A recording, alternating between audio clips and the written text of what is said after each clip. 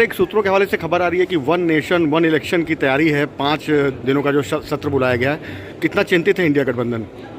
देखिए, इससे एक बात तो साफ है कि आज इंडिया अलायंस की बैठक हो रही है तो सरकार की बौखलाहट बढ़ गई है। सरकार पैनिक मोड में चली गई है और ध्यान बटाने के लिए ये कुछ चीज़ें हो रही है। मुझे तो बड़ा आश्चर्य लग रहा है कि 5 दिन का विशेष सत्र पहली बार, जब भी कोई इमरजेंसी नहीं है, कोई आवश्यकता नहीं है।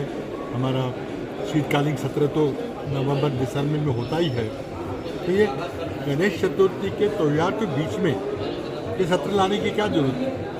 क्या हिंदुओं के भावना की उनको जानकारी नहीं है? साथ ही में अब सत्र तो बुला लिया, अब दूसरी अफवाहें चला रहे हैं कि शायद वो यूनिफॉर्म सिविल कोड लाएंगे। वेल, कौन सा कोड है, क्या उसका ड्राफ्ट क्या है, क्या करने वाले, कुछ पता नहीं। साथ ही में दूसरी एक और अफवाह फैलाई है कि वन नेशन वन पोल की तैयारी चल रही है। मेरा जहाँ तक के मानना है कि सरकार को जब भी चाहे चुनाव करवाने का अधिकार है। लोकसभा चुनाव मई 2024 में होने वाला है। अगर जल्दी कराना है तो सरकार कर सकती है। बाकी राज्यों के विधानसभा चुनाव कुछ अगले साल है, कुछ अभी है।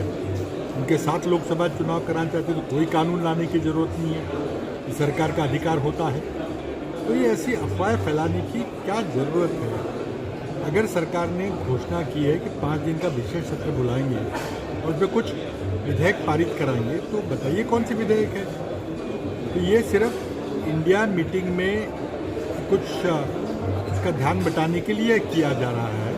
आज देखिए, दूसरी तरफ महाराष्ट्र की जो शिंदे फडणवीस सरकार, उन्होंने भी आज और कल जब हमारी बैठक हो रही थी, इन्हीं दिनों में अपनी बैठक बुला ली।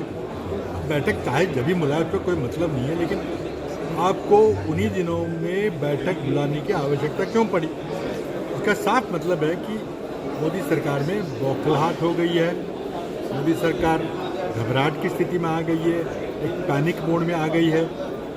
तो ये तो सारी देश की जनता देख रही है। सर, एक और सवाल है कि लोगो आप लोगों की तरफ से जो जारी किया गया, उसमें बताया गया कि कल लोगो जारी किया जाएगा, जो आप लोगों का प्रोग्राम है। तो जो इंडिया का लोगो होगा, उसमें क्या इंडिया की झलक भी दिखाई पड़ेगी?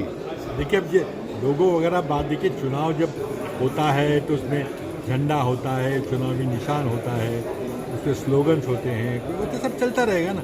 देखिए, ये 2 विचारधाराओं की लड़ाई है, ये कोई लोगों की लड़ाई नहीं है। तो ये लोगों के सामने पर्याय है कि जिस तरह से मोदी सरकार पिछले 9 साल में असफल रही देश के प्रश्न का हल निकालने के लिए, चाहे महंगाई हो, चाहे बेरोजगारी हो, चाहे जो अत्याचार हो रहे हैं महिलाओं पे, दलितों पे, अल्पसंख्यकों पे, आदिवासियों पे, मणिपुर जल रहा है, हरियाणा को जलाया जा रहा है, जो धार्मिक ध्रुवीकरण हो रहा है। मोदी सरकार इन अटकलों के साथ नहीं जीत सकती, उनको पता चल गया। अब आपने 200 रुपये गैस सिलेंडर में कम कर दी, इसका मतलब मान लिया कि गैस सिलेंडर के जो दर थे जो काफ़ी महंगा जा रहा था, तो 9 साल तो आपने लोगों को लूट लिया। चुनाव के 2 महीने पहले आपने 200 रुपये कम कर दिया। इस झांसे में कौन आएगा?